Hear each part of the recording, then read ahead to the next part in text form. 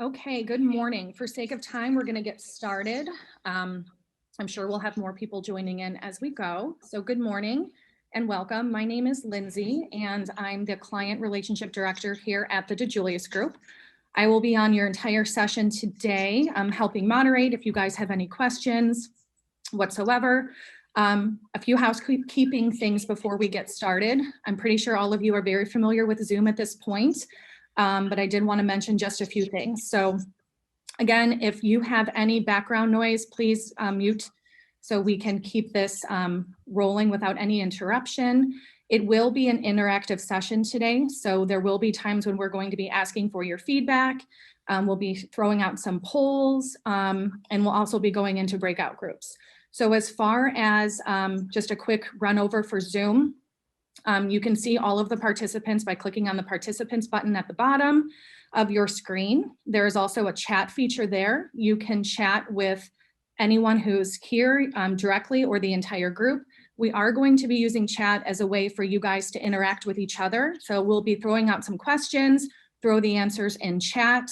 If you have any technical questions or difficulties, you can chat me directly. Any ahas or just trying to communicate with any of the other members that are on, please feel free to use that. And then the other part is the reactions button. So it looks like a little smiley face emoji on the bottom right of your screen. So at any time, if you want to use any of those, there's hands clapping, thumbs up, love, there's yes and no's. If you want to raise your hand to ask a question live, things like that, I'll be kind of watching in the background to make sure that we're getting everyone taken care of. Again, we want you to be as interactive as possible with us and with John. For the best viewing option, in your top right corner, you're going to see a button that says view. If you want to click that, go ahead and hit side by side speaker. It's going to put John's slides and presentation on half of the screen, and then also whoever the active speaker is. So this way you can see John and interact that way. And I think that's it. So I am going to turn it over to Beth. Great. Well, thank you, everybody, so much for being here. I hope your summer is going well. I know for a lot of you, this is the first time your members have retreated back to their northern locations. So I'm sure that you guys are hopefully getting a little bit of a break. But we do appreciate you being here for the Customer Service Revolution. I believe that you'll get a lot out of this, this book club series. Hopefully you've read the book or gotten most of the way through the book, because John's going to break it up for us. So without further ado, I would like to just give a little bit of details about John. John is the authority on world-class customer experience. Organizations across the U.S. uses philosophies and systems for creating world-class systems.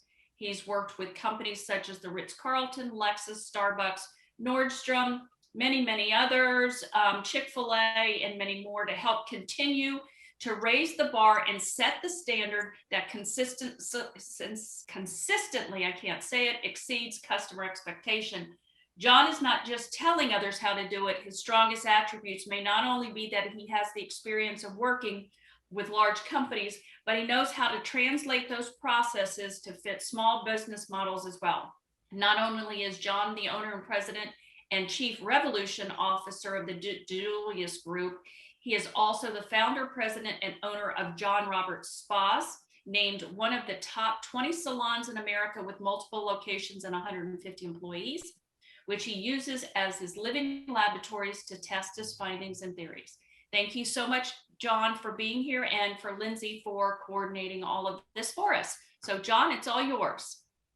Thank you, Beth. And it's great to be with all of you. I'm excited. We are going to learn a lot today. It is going to be very interactive, a lot of breakouts, and you're going to come back and share, and we're going to roll up our sleeves and get started. But basically, what the DiJulius Group does is help you become the club, the brand that your members can't live without, and make price, fees irrelevant. So I'm going to show you how to do that today. But out of the gate, I have a question for you. If you are going to build a world-class member experience organization, Okay. Whether it be a club, it be a hot dog stand, it be a restaurant, whatever that business is, what is more important to do that? A, the hiring of new employees, or B, the training and culture you bring those employees into. Now, before we're going to put a poll up, before you vote, before we put it up, I'm going to tell you the obvious answer is both. Okay, 100%. You have to do both in order to achieve that. However, in this question, I'm going to ask you, give me one extra percent towards one of them. Which one would you lean 51%? Again, there's no right or wrong answer, but it's important. So Lindsay, if you can post that. Oh, you already did. And we'll wait a few seconds.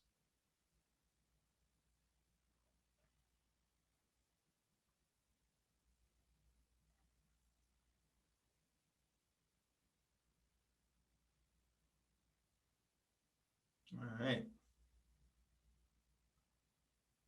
Share results. Hopefully everyone could see this. And 85% of you said B. Great job. I am going to agree with B's. A's, don't get mad at me. I absolutely think hiring is critical, and have written chapters in all my books about, being the brand employees can't live without. And I believe our hiring needs to be for that 30-foot high fence with barbed wire on it that doesn't allow just anyone to spoil our reputation and our brand. However, do you think companies like Disney, Ritz-Carlton, Chick-fil-A's of the world got 50,000 employees, born, they found 50,000 employees born to serve?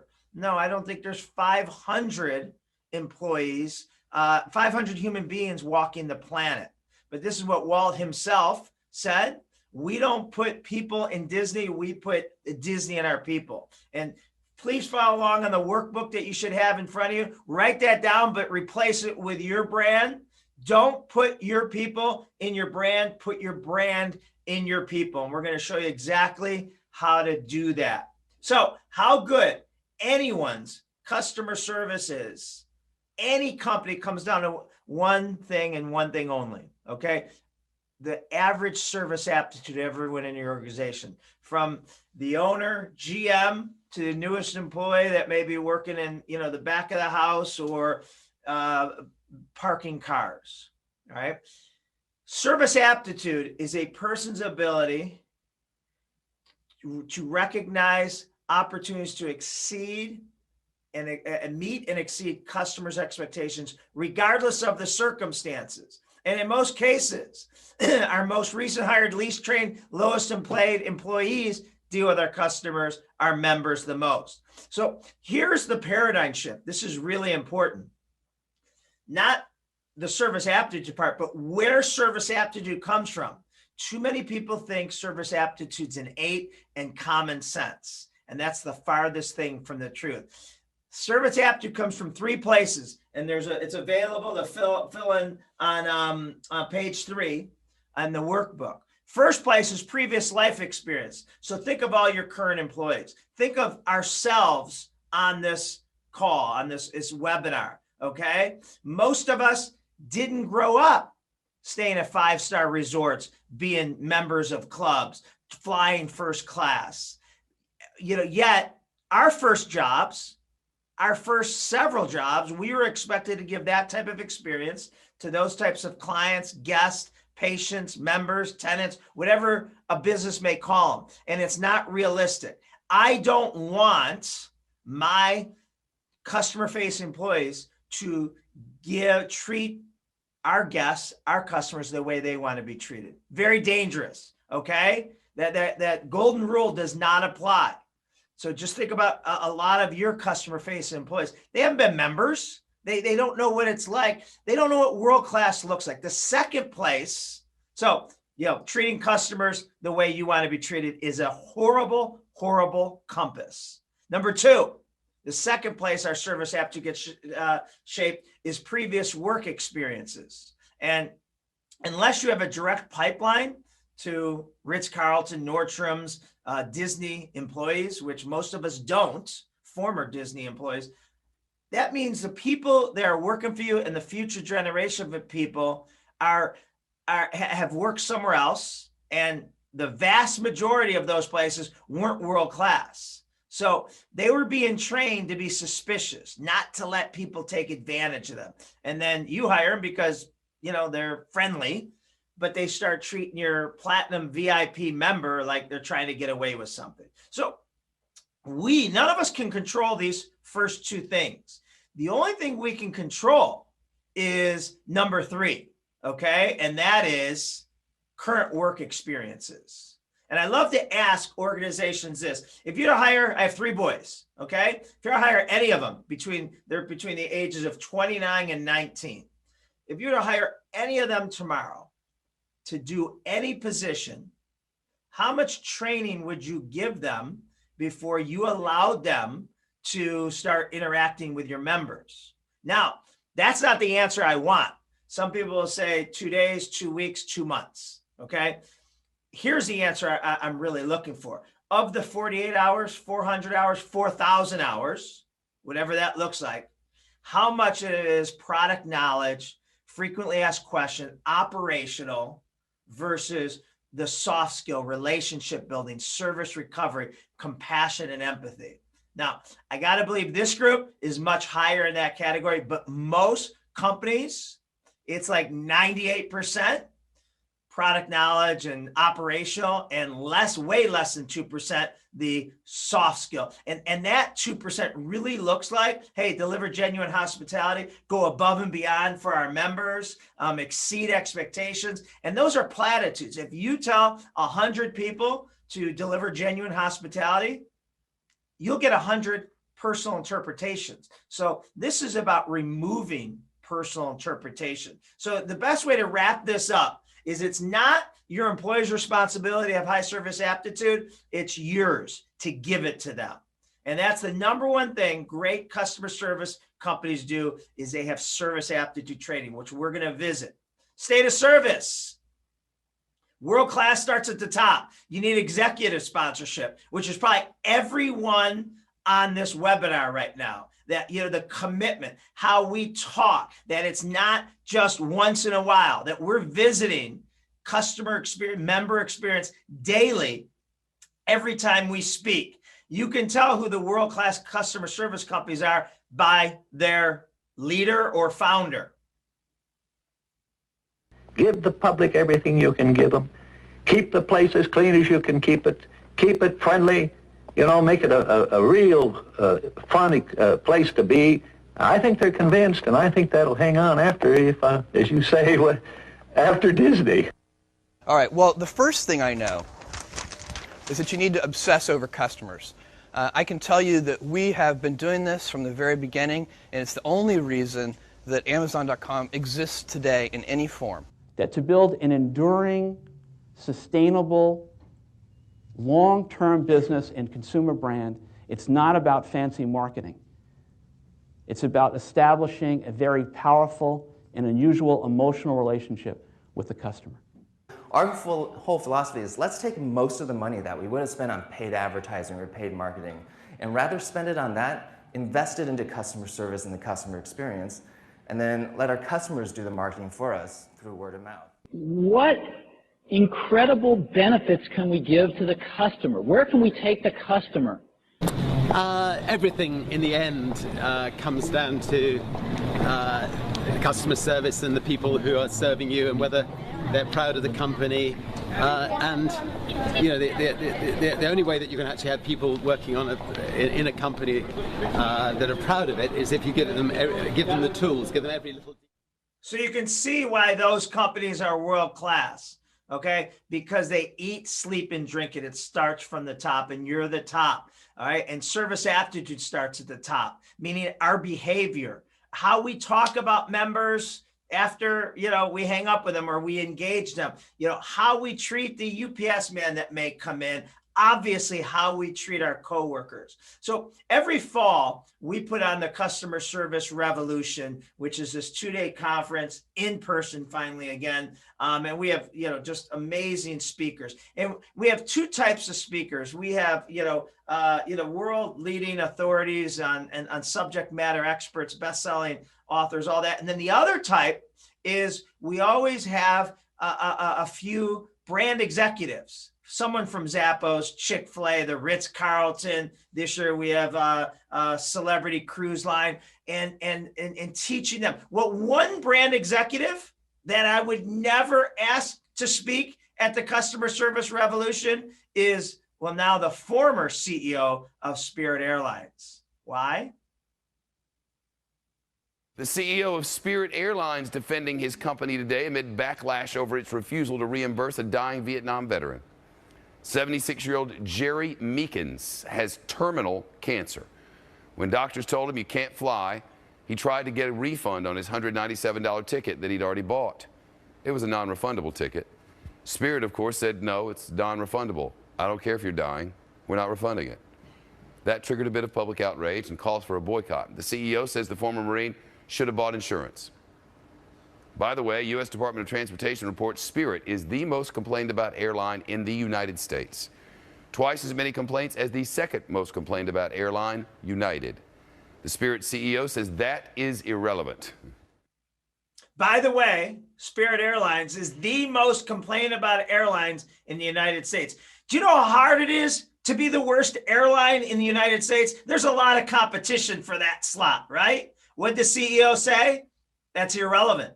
So think of, and this happened several years ago, but they've done a lot of other things. The percentage of the human population they ticked off, okay? Anyone that has to do with veterans, cancer, and senior citizens. It's pretty much all of us, right? We all have a connection to that. Back then, I don't know if it's still out there, but back then when this happened, there was a Facebook page. If you typed in Spirit Airlines, it was called Boycott Spirit Airlines with like 100,000 likes. So the point here is remove policy. Okay. Now, don't use the word policy. Doesn't mean you can't have policy, but don't use it for 2 reasons. One, as your member, right? As a customer, whatever I am to a company, I know you created policy to protect yourself from the masses. And, I'm not the masses. I'm, your best member here. So I think I've been here probably longer than most of your employees have been working here. So that upsets me. But even worse, what policy does to our employees' mindset. When they hear the word policy, policy is black and white with walls. You don't go against policy, right? And they've heard people get fired from this job or their last job for going against policy. And it strips creativity, empathy, and compassion, and they make silly decisions. And I'll admit, one of our silly decisions, 20-some years ago, we had a policy in my first business, salons and spas. If you didn't show up for your appointment without calling us, we'd charge your credit card. Okay. We were going to teach people, not to do that anymore. Well, a guest calls me up and says that, her American Express, we charged her for an appointment last month. And, then she tells me that, the reason why she didn't show up was because her husband dropped dead that morning. But when she called that salon location, our manager said, sorry, that's our policy. Right. So I felt horrible. Right. But it's not that employee's fault. That employee thought they had to follow policy. So change it to guidelines. Right. But you got to make sure that we don't use that word, and we teach them that sometimes there's extenuating circumstances, but no one likes to hear policy, and it just sends a bad message. Okay, Lindsay, I think this is another poll. So I want to ask you, each of you, to vote on this. How many do you feel that your club provides superior member experience? Lindsay, are you there? Are you popular there? Okay, go ahead and vote. Yes or no, A or B?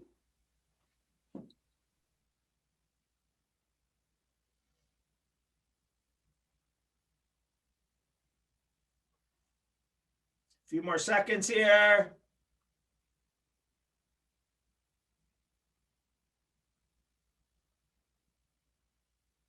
All right, Linz, can we share it? And 67% of you say yes, your club provides superior customer service. 33% say no. And I want to congratulate you that are being brutally honest. So I want to share a study that Bain & Company did. They asked 300 executives that same question. 80% of them were convinced. Now, from different organizations, different industry, 80% said their organization delivers superior customer service. Pretty good group. So they thought. What they didn't know is at the same time, they were surveying 3,000 of their customers. 8% of their customers agreed with them. Okay, so let's think about that. 80% of them, almost 70% of us, believe we provide superior customer service. Yet 8%. Think about you as a consumer. When we used to travel, when we used to, do all those things, how many experiences did you have to have before one of them was so shocking that you'd ask the person, oh my God, what's your name? I want to talk to your boss. I want to write a letter. I want to post about this on social media, Yelp. Rarely. 1 out of every 10 experience? No way. 1 out of every 20 if you hit the lottery. Okay, so here's the $1 million question. I'd like you to type in to chat the answer. Okay, why do you think there's such a disparity between what most businesses think? And I will tell you this, I want you to do this question with your team. The lower you go, meaning closer to the front lines, the higher this percentage goes. So whenever I'm brought into one company and I have every employee in the room and I ask how many people feel that your organization delivers superior customer service, I have to try to look for a hand that doesn't get raised. Okay. So I want you to do this. The next time you bring everybody together, ask them this question. So you'll get 95 to 100%. I want you to type in why you think the disparity that most businesses think the experience they're giving, most employees think the experience they're giving is higher than the customer. Lindsay, what do you got for me? Perception. Businesses are not asking their customer for feedback, not enough customer surveys and internal acquisitions, focusing on the wrong metrics for success, too removed from or don't listen to feedback, complacent, boardroom versus front lines, giving them what they think they want, not enough training, not asking the customer. All right, Lindsay, that's good. Awesome answers. Awesome answers. Some of them I heard before, some of them I haven't heard before. So I love it. And this was the first one, right? You are in the customer perception business. I love the member perception business. I love to ask, all right, who's right? Us or the members? Well, the members, not because the members are always right. I don't believe that for 1 second. But we are in the member perception business, and what our members think, what our renewal rates are, what our referral rates are, is what our experience. But someone else or a couple of people said, we're not asking them. And asking is important, but I love Steve Jobs' quote is don't ask the customer what they want, give them what they can't live without. So think about that. If you look at these revolutionary companies that disrupted their industry, they didn't do focus groups and ask people what they wanted. Pretend, and I think most of you maybe can relate to this. Some audiences, I can't use this example. Pretend this was 1983, okay? And you were a coffee drinking audience, and I was facilitating a focus group. And I said in 1983, what would you like at a coffee drinking experience? I doubt any of you, right? You would have said a coffee what? There's 2 ways, without cream, without sugar for like 25 cents. I doubt anyone would raise their hand and said, I'd like to spend 10 times as much. I said, oh, I love that answer. And I'd write it down. I doubt someone else would say, I'd like to be ordered over 150,000 different ways. That's a true number. And I doubt a third person would have answered with, I'd like to hang out here for 15 minutes or an hour and 15 minutes, conduct an interview, read a book, knock out some emails. You wouldn't have gotten those answers, and you wouldn't have gotten the Starbucks experience. Or I don't know if anybody's seen the new Reserve Roastery, where the average cup of coffee is $12. And if you're so bold, get it? See what I did there? If you're so bold, they have a $52 cup of coffee on their menu. Now, because I sometimes have a younger audience who don't know what 1982 looks like, I will say, all right, what if I would ask you 7, 8 years ago what you'd want in a cab driving experience? I doubt anyone would have answered, well, I'd like to be able to step on any street corner at 3 p.m. or 3 a.m. and have a strange unmarked car pull up, and I'd happily get in and drive off with it, right? I mean, all Uber is systematized hitchhiking. So Henry Ford said it best. If I would ask people what they wanted, they would have said faster horses. So here is the number one reason for the disparity. Think about all your business, almost every business I deal with. The reason why there is a huge disconnect between what the customer-facing employee thinks and what the customer, member, guest feels is that the customer-facing employee is not the customer. They've never been the customer. They're not the same age, demographics. They have lived a lifestyle. So my hair salon, our average guests are between, 38 to 55, okay? Professional women. I have 150 employees, and the majority of them are 25 to 32. They can't relate to what it's like to be a 45-year-old professional with kids and aging parents and pressures at work and all that. It doesn't mean we change who we hire, but we got to get them to understand what a day in the life of their customer is. Same thing with Anytime Fitness. So I love this. The currency for millennials is purpose. Create purpose, and they will be the best workforce you can. So just to recap what we went over here. I think this is on the end of page 4. World-class customer service companies do 3 things better than everyone else. They dictate what service aptitude has to be. They train for it. They are paranoid about their customer experience. You never arrive. There's no ribbon cutting ceremony where you've made it, okay? And finally, they constantly put themselves, their employees, in the shoes of their customers, and I will show you how to do that. Next thing I want to visit and have you work on is negative cues. We all have negative cues. Clubs have a million negative cues. I'm a member to Barrington. I live in a golf community on a golf course, and one of the biggest, there's a lot of negative cues that we'll go over. One of the biggest negative cues, I love to sit in the bar. I just do. That's always my favorite place, whether I'm with my fiance or by myself. I'm just, kind of a bar person having dinner. But there's a vulnerability to your business, especially in the bar, because the servers talk behind the bar.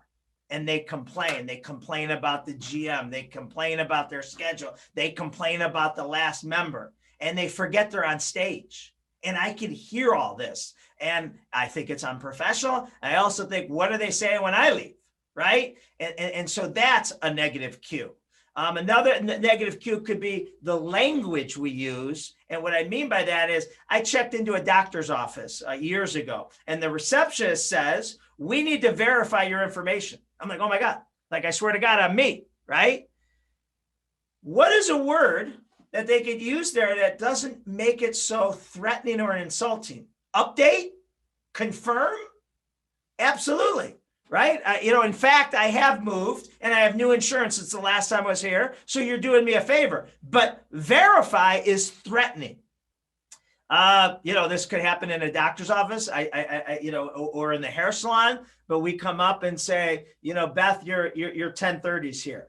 Okay. Well, her 930 she might be with, what does she think? If I come up there and say, Beth, your 1030's here, your next customer's here. Well, that 930 thinks that Beth is now rushing, right? That, her hands are moving faster, that they've lost her attention. Versus we have a code that we will walk up to someone and say, hey, Beth, do you want ice for your water? And that means to Beth, they're piling up out front. Pick it up, pick up the pace. but the guest doesn't realize that. So having code words. 30 years ago, when we opened the salon, we did something revolutionary that no one was doing back then. Right now, you'll laugh. We would call you the day before to remind you of your appointment, right? I mean, that no one did that. However, a percentage of our guests got offended by that. Why? Because they know their schedule, right? Remind was negative. Once we turned that to confirm, never got a complaint again. So every word we use matters. So let's go into some physical negative cues. And when you see these, hopefully they don't remind you of your business, but I'm sure you've seen it. But it's like, why do so many companies' agreements and policies sound so angry? So you go into a restaurant and you see this: employees must wash hands before returning to work. Now, I do know that this is a lot of times a state requirement. Okay, but there's different ways to say it, right? Instead of it sounding. I went into a fast food restaurant one time, and before I ordered, ran to the bathroom.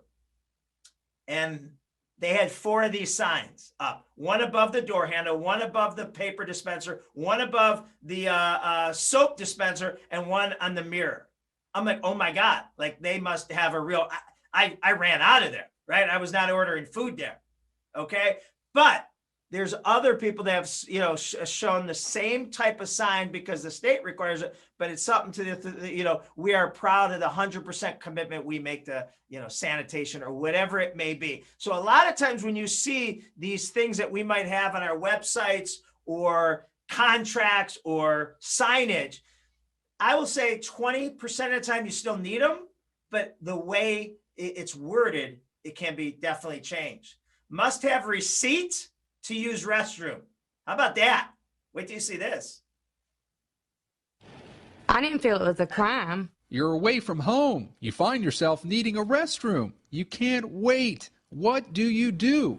Barnes found a restaurant called The Flood Zone, went in and asked the employee behind the counter if she could use the facilities. She just said, sure. But then a few days later, Barnes got a handwritten note from the restaurant, a bill of sorts, saying she owed them $5. The note mentioned there was a sign specifically saying there's a $5 charge for non-flood zone customers. Barnes says she didn't see it. And how did the owners get Barnes's address? They wrote down her license plate number, and the sheriff traced it. Well, I just thought it was unbelievable. I'm like, what type of people are they? Really? Okay. Now, I know I'm going to the extreme. I know no one on this webinar does anything like that. I know you wouldn't do it Spirit Airlines, but we can be guilty for doing something similar. We have been, and here's what I mean. Okay. They're spending an absorbent amount of time trying to catch the 1 or 2%, right? And if they could use that better somewhere else. I've come in to an office. I'm not involved in the John Roberts Spa day to day anymore, but I've come in and I've heard, 15 managers having a meeting, and they're 45 minutes into their meeting still talking about that someone brought up at 10 o'clock, right? It's now 10:45, how people use this, coupon or whatever more than once, and we sent it out and it was $5. You're only supposed to use it once. And so they all start talking about how we can catch them and stop it and all this. And so 45 minutes go by and I said, hold on, right? We just spent 15 people's time for 45 minutes. How often has this happened this year? And someone says, well, at least 2 or 3 times in my salon. Someone else says twice. I said, great. We just spent 45 minutes of 15 people's time trying to catch up. That may happen one more time in your salon. Right? I don't care about the $5. Like, what if we would have done that, spent that time better on product knowledge, sales, marketing, customer experience? So just be careful of what we're focusing on and worried about the 2% taking advantage of us. All right, here's some other real pictures. This is a retail counter. If you're on your cell phone while you're at the counter, we will not wait on you. Really? This is in Miami, Florida, Sudsies. It's a dry cleaner, great dry cleaner. Don't hang up. We know your call is important to you, and you just fill out this tablet and say if you're there to pick up or drop off. Okay, you can't take on the cut. This is hilarious. This is not my salon. For better haircuts, try to avoid Saturdays. Let me ask you this. What if it's Saturday and you're getting your haircut? Do you feel cheated right now? This is a doctor's office. This is the sign on the window of the receptionist, right? Please sign in and have a seat. This includes drop-offs. There's only one person working here. Please have patience. Do not stand in front or knock on the window if no one's present. I'm either assisting another patient or handling specimens. Really? All right, this is Fort Worth, Texas. Wake up early. I go jogging, and there's this beautiful lifestyle mall, right, with all the high-end stores. This is a wine bar, beautiful wine bar. This is the door to get in. It has 14 no's on it, right? No athletic pants, shirts, or shoes, no hats, no Bluetooth devices, no excessive jewelry, no baggy clothes, no T-shirts, no ripped or torn. Are you kidding me? All they needed was the last line, right? Business casual or business attire is selected. I went back a year later, working with a client there, and they were out of business. So just let's be careful. This place definitely doesn't want you to use this door. I don't know if you can tell, but you know. But here it goes back to the employee. All right, this is a fast food restaurant. I got to walk by the front, and in the lower right-hand corner is an employee on break smoking a cigarette. That's not something I want to see. But that's not the employee's fault. That's them not understanding what on-stage and off-stage is. And here's another big negative cue. Do the muscles in your face settle into a seemingly unpleasant glare when you aren't thinking of anything at all? Do people constantly assume that you're in a bad mood? You may be suffering from RBF. Or more commonly known as resting bitch face. Millions of women all over the world suffer from RBF. You are not alone. My face ruins every family photo. I've never been asked for directions. I never get invited to surprise parties. Surprise. All right, the one thing I want to clarify is that is not a woman thing only. There's plenty of men with RBF. But we like to take pictures of our employees in action, and they aren't necessarily aware, and then we'll show them later, and you know, they'll be shocked at their facial expression. And it's not that, but they might be so consumed, especially new employees when they're dealing with, you know, everything's new to them and the facial expression. So the biggest takeaway here is don't punish 98% of your members for what you're afraid 2% will get away with. Some code words, you know, do you need more ice in the water? Have you seen Sally's haircut? Is our code word that your conversation, be it with a coworker or a guest, is really unprofessional? And maybe sometimes the guest took it there, but we can hear it, and you probably want to change that. So we're going to split you off into groups, breakout groups of about 5 or 6 each. And remember your number. I need you to assign, go to page 5, the top of page 5. And as a group, just share, where do you think some of your negative cues might be, you know, on your website, verbiage, terminology, signage, what customers see. Just see if you guys can brainstorm. And not that you have time now, but when you go to your website, you'll find a lot of negative cues, things that sound more threatening than they need to be. But assign a scribe for each of your groups. So when we come back in 5 minutes, I can go to group A or group 1, and someone could share what the answers you came up with your group. So Lindsay is going to send you off into breakouts, and we'll see you in 5 minutes. Okay, as everyone comes back. And that was like Who Wants to Be a Millionaire? When you call on a friend, you got 10 seconds, you get cut off. Right. Oh, you're out. Right. That's the way to leave the room. I hope you guys had enough time to just start brainstorming. Obviously, what we're doing here with you is what we think you should be doing with your teams or your executive teams or whatever. So, you know, we won't even have to go to each group. Just, does anyone have an answer or two that they heard or they came up with in their group? Open your mic and share it. I think we were room 7, but we went with negative voicemail, negative cues in the voicemails. I know that we ask members to please do not leave to-go order on the voicemail. However, there could be a more positive cue into, you know, reassuring members that they can email or we will give them, you know, a call back as soon as possible, whatnot. And then we got outdated content as well with menus online and hours of operation with, even though we do operate within these hours, we are a private club and we can service or accommodate whenever, if there is an employee here, even though we are advertised. So I guess the content on our websites, but we the two things Very good. Thank you. I love that.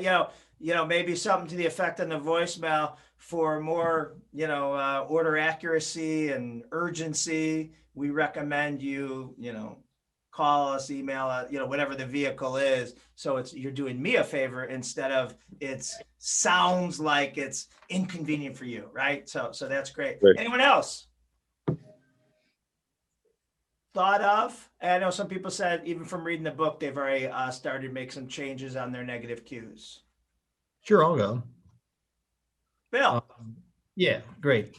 Well, we could have talked about this for a lot longer than we had, but we got stuck on website, but in every one of them, and for those that have read the book, since I read it, my ears have been up and noticing. I was saying I was at a function last Saturday at one of our nice, wonderful properties somewhere else.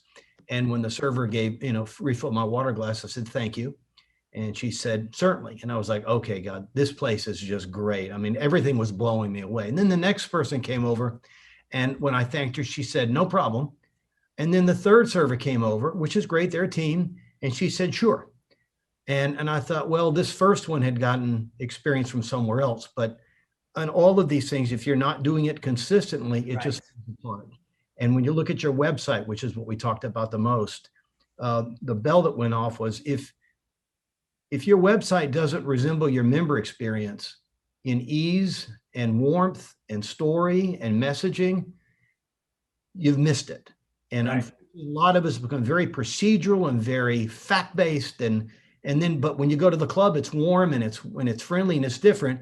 And it just made us kind of realize, let's take a look at the website. I'm at a giant master HOA. So there's rules and procedures, and documents and history. And it's too clipped. It's not how we are in real life. So we've got work to do. And we're all guilty of it when we're building policies. We do it not to get taken advantage of, but then we forget how everything speaks. And I'll give you another one that I'm not too proud of. This is like 25 years ago, first 5 years of business. Employee, hairdresser's brother overdoses, and it's horrible. It's all these things, and I don't know why, but somehow I went to our employee policy handbook, which I don't know where I got it from, but I took it from someone else. I didn't know what, when you're writing, and I looked to see what our bereavement policy was, and it was like 3 days, right? And that's it. And I'm thinking, oh my God, like the girl just lost her younger brother, and she has to worry about being back to work or only getting paid. So I remember I went to the wake or the funeral. I'm like, you take as much time off as you need and you'll be paid. But when we're writing these things up, we're so paranoid that one person is gonna and it's just don't punish 98% of what we're afraid 1 or 2% might get away with. So good, excellent. All right. What is a customer service revolution? This is, I love this definition. It's a radical overthrow of conventional business mentality designed to transform what employees and members experience. This shift produces a culture that permeates into people's personal lives at home and in the community, which in turn provides a business with higher sales, morale, and brand loyalty, and thus making price irrelevant. And we can make price irrelevant, even in crazy times. Now, making price irrelevant doesn't mean we can double our fees or even raise them 20% and not lose potential members or existing members. But what making price irrelevant does mean is based on the experience, kind of as Bill just said, based on the experience that everyone in your brand delivers, not just, if you get Jane, you'll love it, but if she's off, hold your breath, right? It's on the phone, it's on the website, it's, the catering, food and beverage, it's all those things. Based on the experience your brand consistently receives, your members have no idea what your competition charges. So I'm sure, we're all price sensitive. I've been the idiot that drove 3 extra miles to save 50 cents on something, not realizing I just lost in that exchange.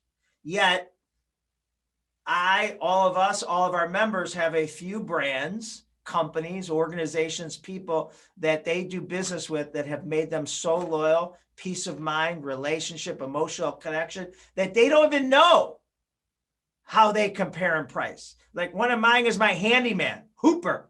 Love this guy. He's been my handyman for 30 years. He doesn't work for me, right? But this guy is amazing. And if I was talking to you and you were in my neighborhood or wherever, you just said, you need your basement finished, you need your deck, I'm like, you got to use Hooper. That's his last name. You got to use it. And you're like, what's a Hooper? And I will throw up on you for the next 10 minutes how amazing this guy is. But sometimes people say, well, hold on. How much does he charge an hour? Because my handyman charges, $125. And that's where I'm embarrassed. I have no idea what Hooper charges, nor do I care. He might be $150, $170, but he saves me money because he's there when he says it. He does it right. It's incredible. So, I want to be Hooper. I want your members to be, think of you like that, where they brag about their membership and someone says, well, hold on, I'm a member somewhere else. What's the initiation fees? And they don't even know, because of the experience that they and their family and their clients and whoever they bring there. So we're in Cleveland. My salons are in Cleveland, and Cleveland's not Miami. It's not LA. It's not New York. The average haircut for a woman in Cleveland's like $32. Now, our least expensive for a hairdresser that just goes through our training is $50 for a woman. And then we have several hairdressers, $130. That's crazy for the Midwest outside of Chicago. You don't see that. You might see that in New York and Miami, but you don't see that in the Midwest. And we're the busiest, but it's not the haircut. However, years ago, a salon opened up or put this in their sign that was 4 doors down from us. We do $10 haircuts, and my staff freaked out. Oh my God, we got to start running promotion. I said, no, we don't do that. Right? That's not our game. Let's improve our experience. Let's make it more consistent. Let's be brilliant at the basic. And we put this sign in our window. We fix $10 haircuts, right? And 6 months later, that place went out of business. Don't compete in price wars if that's not your game, right? I choose to compete in experience wars because there's a lot less players who don't know how to do it well. Are you an incentive away from losing customers? Well, if you are, you got nothing. Now, I do believe in the price match guarantee, all right, which should sound hypocritical and contradictory to what I've been saying. But here's what I want everyone on your team, everyone that deals with members and pricing, to think that we are the ultimate member experience. We're the best at what we do, whatever that may be, right? Putting on events or dinners or all the golf and all the activities that you do. And we will not be oversold. And what that means is if you can find it higher somewhere else, we will raise our prices and match it, right? That's a whole paradigm shift. And people need to believe that. And what that means is too many of us, and whoever deals with price for weddings and banquets and fees or whatever it may be, I guarantee you they're getting that conversation every day. Amy, what do you charge? Or what's this? And she said, oh, I could get it 10% cheaper somewhere else. And then what do most people do? We start backpedaling. Oh, but we'll throw in and we'll do that. No, don't shrink. After the conversation, you have to be able, the way we describe what we offer and what they get, the peace of mind and security and all those other things, is that they have to walk away thinking, oh my God, I can't afford to go cheaper, right?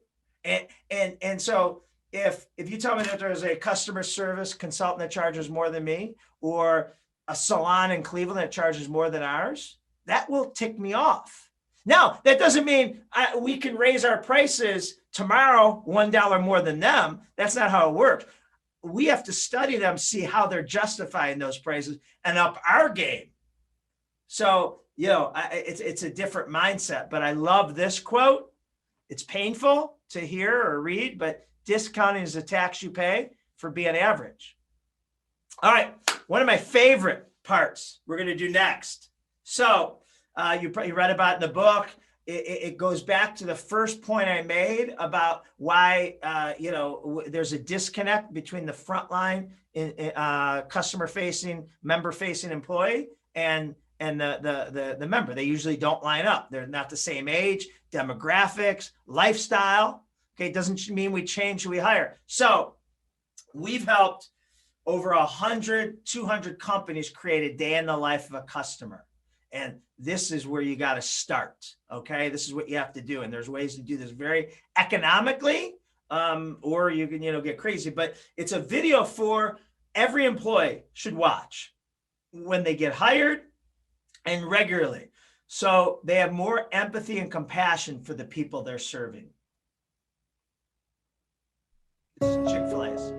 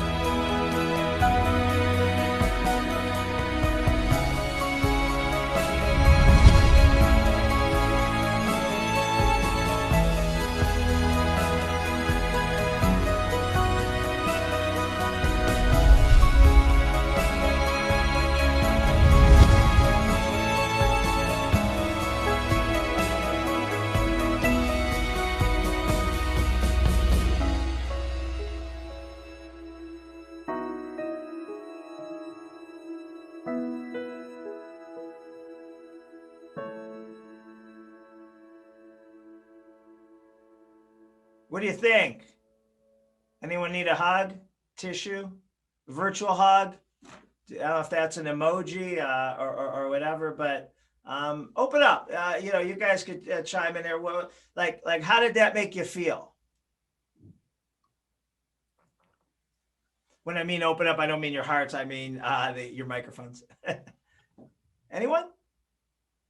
I mean, it definitely made it more personal instead of, again, sort of breaking down that wall that everybody that just comes in is hungry and you feed them and they go. It gave everybody, a heart behind them that you want to serve. So.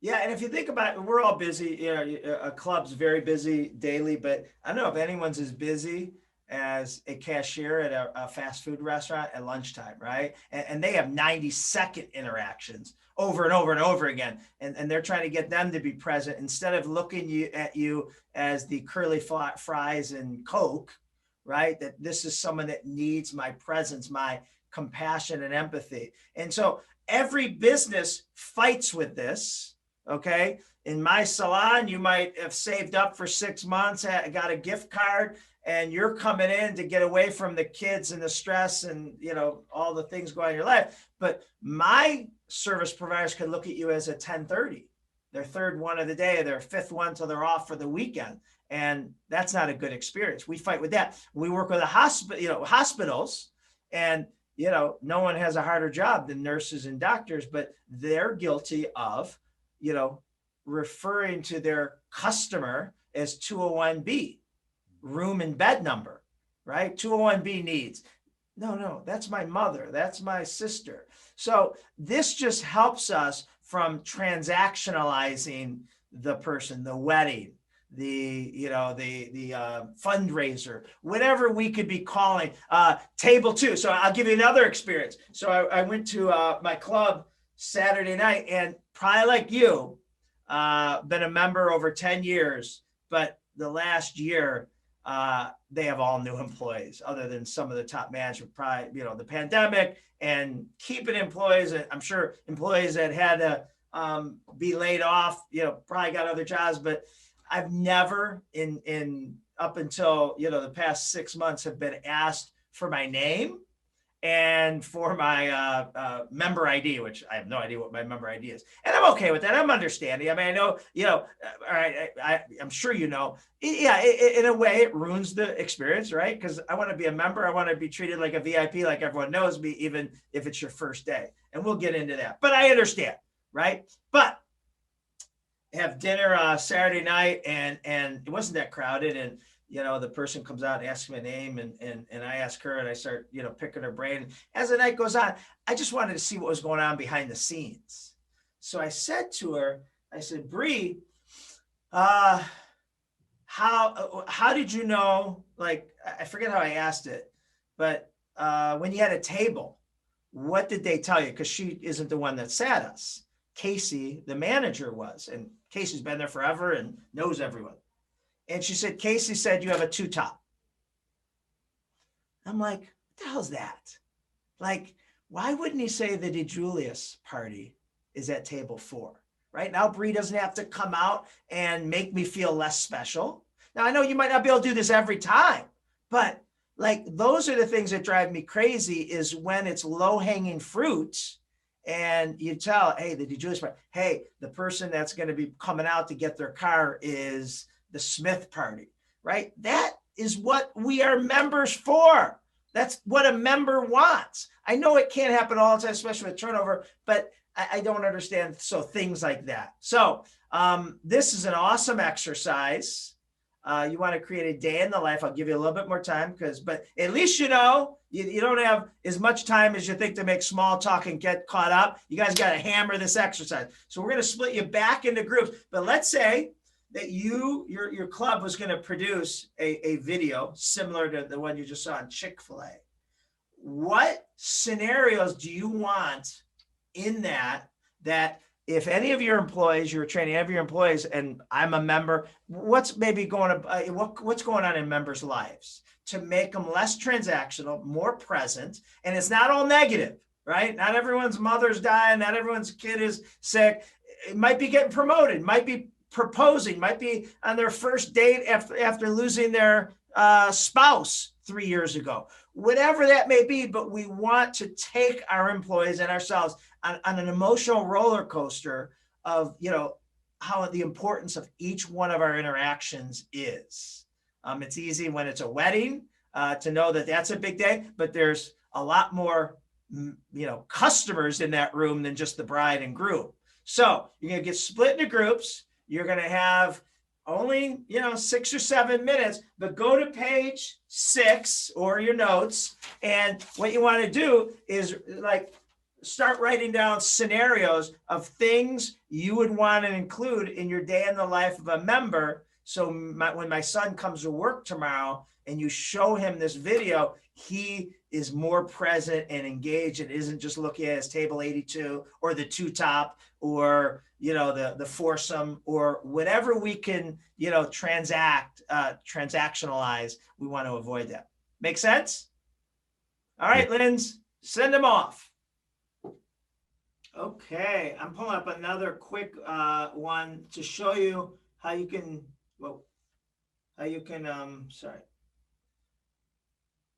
do it really inexpensively. Let me see if this is it. Yeah, okay. So I'm gonna go to all of you, pull you up here. All right. Hopefully you guys enjoyed it. I love that exercise. So here's some ways to do it. You do every exercise I'm doing with you, you do it with your teams. And I would do it with everyone. And so what we do when we have one organization in the room or departments in the room is we will split you up in groups of 5, but like, you know, have you go into different sections of your building, and you have to come back and act it out, you and your 4 or 5 other people. And, you know, you say, they love it. And so Donald might be the member, and Denise is his daughter that throws up in his lap when he's trying to get off, you know, out to work. And Amy's the cop that pulls him over and writes him a ticket. And Chris is the irate client of his that, you know, is upset that shipping did, you know, whatever it may be. And it's really an aha. It's a great aha when we do it that way. When I dropped into, it might've been Chris or someone, Alvarez, talking about what really applies to you. And remember, you know, we could all be guilty of this, but your employees look at your members as billionaires. And, you know, it's easy for us, you know, or them to think, oh my God, they have the perfect world. So one of our clients is the Maids International. Similar thing. They have, you know, 4 women, mostly not English speaking women, that go to $1 million homes. And, you know, and these women are a lot of times single moms, have to work a second job to, you know, keep food on the table. And now they go to, you know, Amy's house, and Amy, you know, is going to go play tennis there, or go to the spa. And so you can kind of see where they get a little chip on the shoulder of Princess Amy, and, you know, and they're, you know, slaving away. But if they only knew all the stuff Amy has going on in their life. So that's what their video plays is, and I think Chris was talking about this, you know, relationship issues, child issues, learning developments, you know, who knows what they are. And the other thing that all our videos do that Chick-fil-A did is they represent the employee too. So we remember, you know, our employees got a lot of stuff going on. So real quick, anyone want to throw some great ahas that they got from their breakouts? Open up your mics and tell us what you got. I'll go. We talked about in our group kind of how the members want to use the club and kind of how they come into the building, where you have your golfers coming in one door. You have your fitness people. You have the bridge players, mahjong. So kind of that experience of how every member is using the club in a different way, and understanding that. And you know, we have in my facility pools and fitness. So that fitness member wants to come in and have something healthy on the menu. They're not looking for the burger and hot dog that maybe the golfer is. So just a different experience that people are looking for. And what am I trying to get away from today? And on the flip side, what am I celebrating? I'm hoping maybe that you ask me how my son's doing, because he just got accepted into, or just, you know, like I want a chance to brag. But if, you know, someone just comes up and says, you know, you want any starters? you know, and it isn't making that connection. It's not giving me the opportunity. Now, obviously, if I have stuff going on, I probably don't want to share that, but the engagement's still important to help me get my mind off it. Thanks, Jason. Anyone else? Big aha? I'll chime in. One of the items that we discussed and being inspired by the Chick-fil-A video is obviously pulling on the heartstrings. And we wanted to, in our video, we would highlight the familial part of being in a club. If you just wanted to play a game of golf, you go on a public course.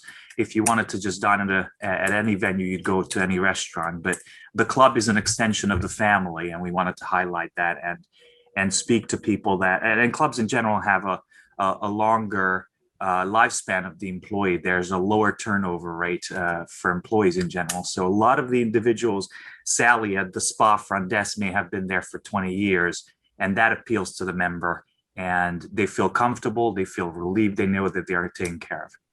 Love that. No, 100%. I love that. That's really good. So I want to show you, so the Chick-fil-A video, and some of our clients can afford a $30,000 to $50,000 video, and that's great. And remember, this is internal. It's not to be marketed, but we've also been able to create a video that costs less than $5,000 that we feel almost gets the same thing. So we're going to show you the DiJulius Group's one. So, you know, our client is Beth, right? And CEOs that hire us. And so I need to teach all my employees, many of them who've never been, you know, a CEO or anything, what their customers dealing with, so they're better at their job. When you try your best but you don't succeed, when you get what you want but not what you need, when you feel so tired but you can't sleep, stuck in reverse,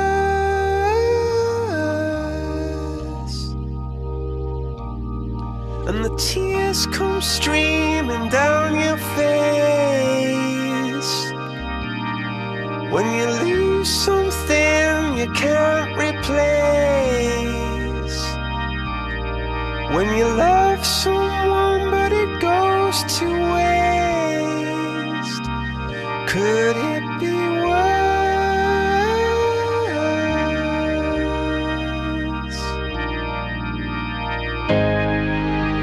Lights will guide you home and ignite your bones, and I will try to fix you. And high up above or down below,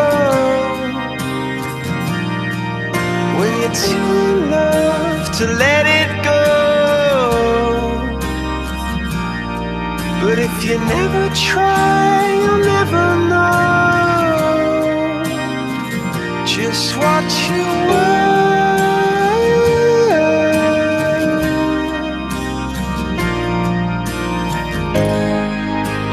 Lights will guide you home and ignite your bones, and I will try to fix you.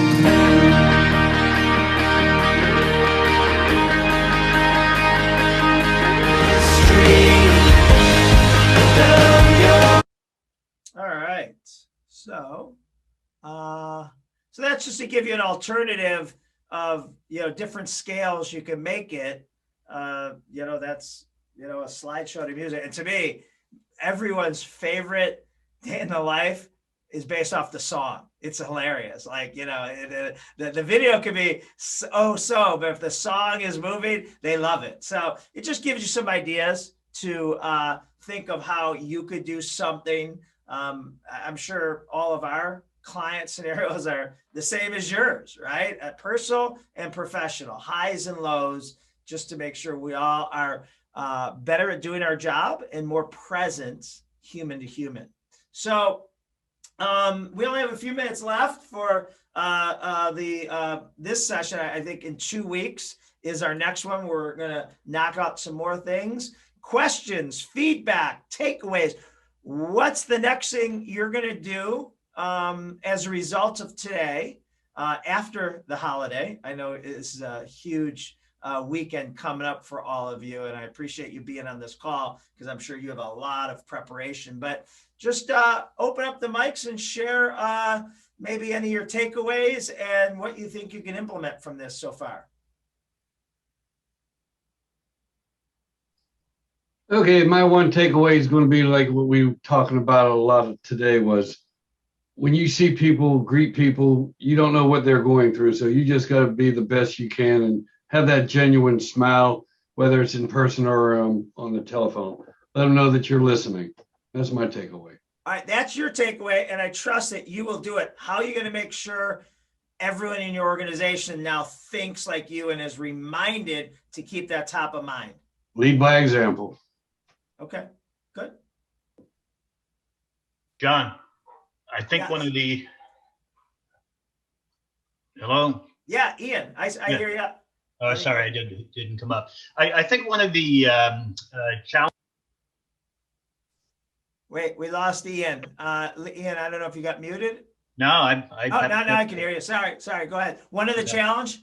Well, I say, with the turnover in staff that we've seen, from last year to this year, I think one of the big challenges was to re-educate, pretty much start all over again with a new set of employees to, teach them this compassion and empathy. And, we talked about in our takeout group, the perception of an employee not being able to relate to what they perceive as a wealthy member, and the disconnect between the two. So I think my takeaway was that you can absolutely, through the understanding that regardless of who you are or what you are, you can be going through a lot of issues in your own life, and we need to understand that and share that and expand on that. Awesome. Thanks, Ian. I appreciate that. You're welcome. Few more? I'll take a swing at it. So I know there was one thing that I kind of picked up on, and it's something that we've been trying to figure out on myself, definitely over the last couple of years, and especially with the turnover with 2020, is that the currency of a millennial is purpose. And I know we're all out there, and a lot of boards and maybe even some executives that I've dealt with are, well, the problem is the worker that we're trying to get right now. They're not like they were before. But in clubs, the idea of giving them a purpose and saying, hey, like, you get to make this person, using the platinum rule, you get to treat them how they want to be treated, instead of, when that person comes in, if you can emphasize, if you can get into their mind a bit and say, hey, looks like you're having a bad day, or you just want to talk. I get to be that for you, not just, what would you like to order today? A filet, medium rare, and go on to the next table. So that's definitely something that I'm going to be working with my staff on, that purpose driven. Thanks, Jason. And that's our next part that we're going to visit is the member experience action statement pillars and rapport building and nevers and always, which is I probably say everything's my favorite, but that stuff, that next workshop, we're really gonna dig deep. One more. Sure. My combined takeaway was, we're under spotlight because our customers are exclusive. It's private. They pay an awful lot of money to come into the door, and they expect to be treated differently than in Chick-fil-A, differently than in a public fast food or chain. I'm not saying they would do it better, but so it is on us to teach compassion and empathy. And even though every Wednesday she comes in and wants to tell me about her family, I have to listen to it, and I have to listen to it like I really like it, because you have to. Like it's the first time. It's relationships, and so for our industry, there is no choice. You have to be really, really good at this, or you're just not going to make it. Good. Awesome. Thanks, Bill. Thanks, everyone. Beth, do you have any parting words you want to tell your members here? No, just thank you for the day, and thank you for just all the takeaways. I mean, I wrote two pages of takeaways. So I think that's exciting for us to be able to take some actionable items right back to your club, today. And maybe you look at a member who's having a bad day in a different way and say, yeah, there's something going on with this person today, or whatever that situation might be. So thank you, John. This was excellent. Just so everybody knows, we're taping this, and we're hoping that you'll come back and revisit it again, because there was a lot jam-packed in here, and the 15th will be as well. So thank you, John. Thanks, everyone. Have a great 4th of July. Thank you.